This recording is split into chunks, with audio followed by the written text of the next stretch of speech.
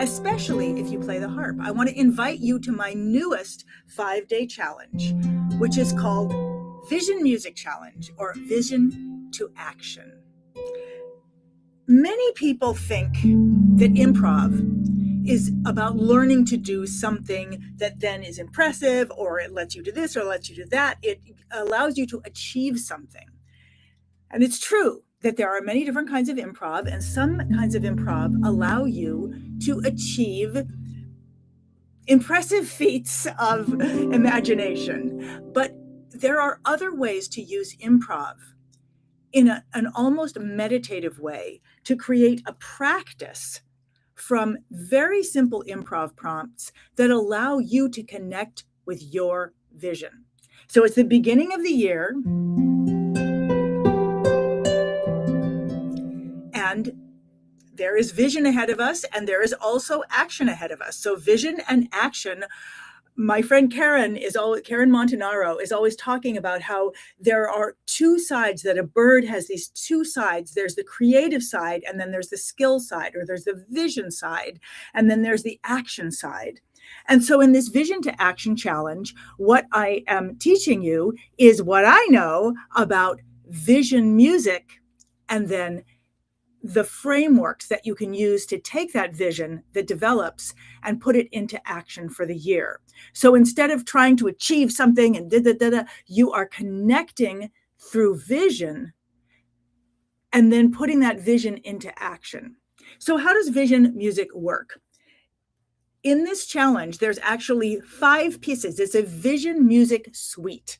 In 5 days, you learn 5 pieces. Each of those pieces is tinier than you can imagine. It's a motif, just a little motif. And what you learn to do is how to improvise on it and how to expand it. And when you do this with these very simple motifs, you learn principles that you can use in any kind of improvisation. So here's the first motif. It goes like this. I've put my harp in the key of C, and I'm just playing. You can do this on the white keys of the piano as well, by the way. I'm playing G, C, B, that's it. That's the melodic motif here.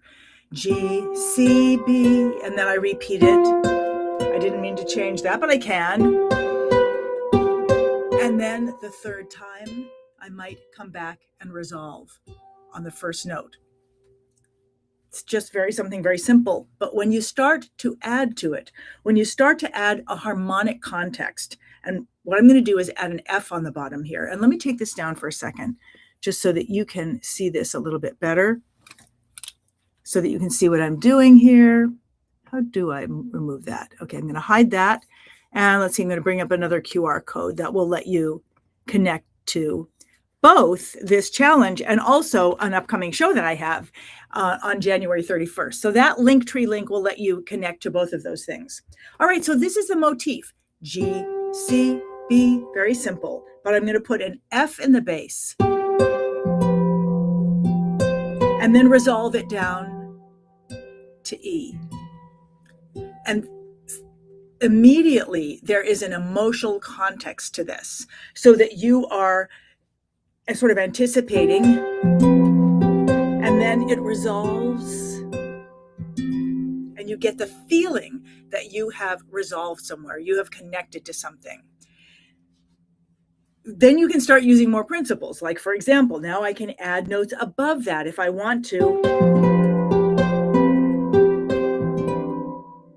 And as I add a little bit more, it becomes more and more emotional. But it's not about adding. It is about getting comfortable with doing something, doing it over and over again, and listening to it. Listening to it without listening for judgment.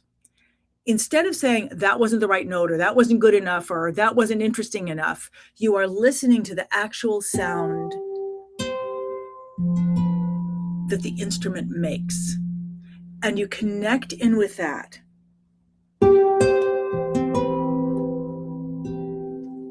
And then you can start to apply principles of improv. And the principles of improv are also very simple. So one principle of improv is that if you can do something in one direction, you can do it in the other direction. So instead of me having to read some notes on a piece of paper, if I've learned this is the only thing I learned. I can do it upside down.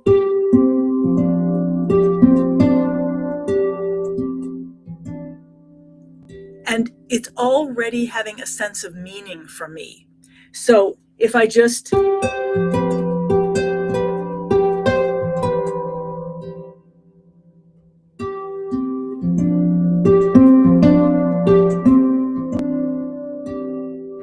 and I can keep playing with that. I can start moving up. I may not like everything that I play, and I just can come back and I don't have to think, well, did I like that? That wasn't good. Gee, maybe I should never do that again. No, it's like life. It's like getting to experience music as if it were a life that you are living. That's life. It doesn't have to be perfect. It just connects.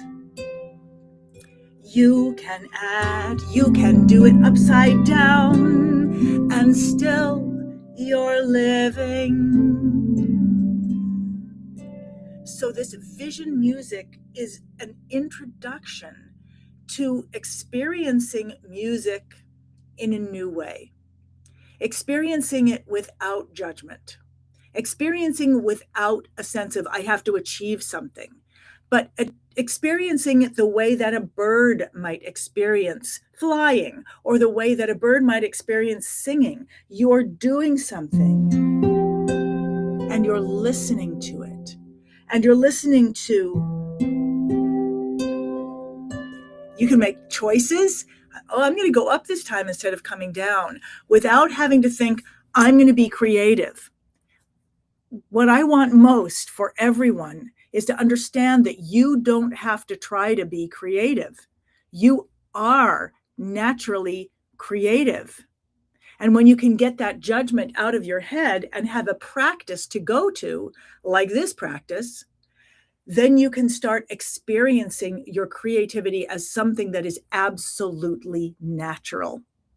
And as you do that, and as you follow it, and as the music begins to lead you, you start to have a sense and a feeling, and almost as if you can listen to vision so that you can open up to it.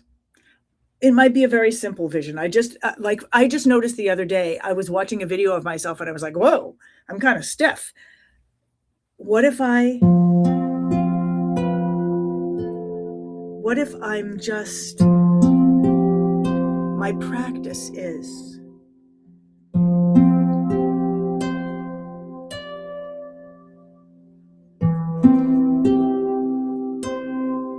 to experience the movement along with the sound. I can do that. I can experience that with this music. I invite you, if you play the harp, and even if you don't play the harp, this vision music can easily be played on the white keys of a piano. It can be played on other instruments. You can find different ways to play it. It's adaptable. It's a concept. And it's a concept that is to give you freedom, and to free you, is to give you freedom and self-expression, and to free you from those things that constrain you from actually being able to experience your own vision. Join me, let me pull this up again, for the Vision to Action Challenge. It's a 5-day free challenge. If you play the harp, you get in for double free. You get in for free no matter who you are. Please join me for this 5-day challenge in vision and action. And this is the first step to Hip Harp Academy and what we are learning in Hip Harp Academy this quarter. What we're learning is called creative resonance. And it is all about being able to hear that resonance and hear it in yourself. Begin to hear the resonance of your instrument in yourself, and then to let that resonance come back into your instrument. So you could say it's about musicality, but it's really about connection. And that's what we're studying this quarter in Hip Harp Academy, and vision music is the first step to that. So if you play the harp or you know somebody who plays the harp, send them to this link. If you forget the link, you can go to hipharp.com. That's hip as in cool, harp as in the instrument. It should be in a little hello bar at the top, or you can go to hipharp.com/challenge.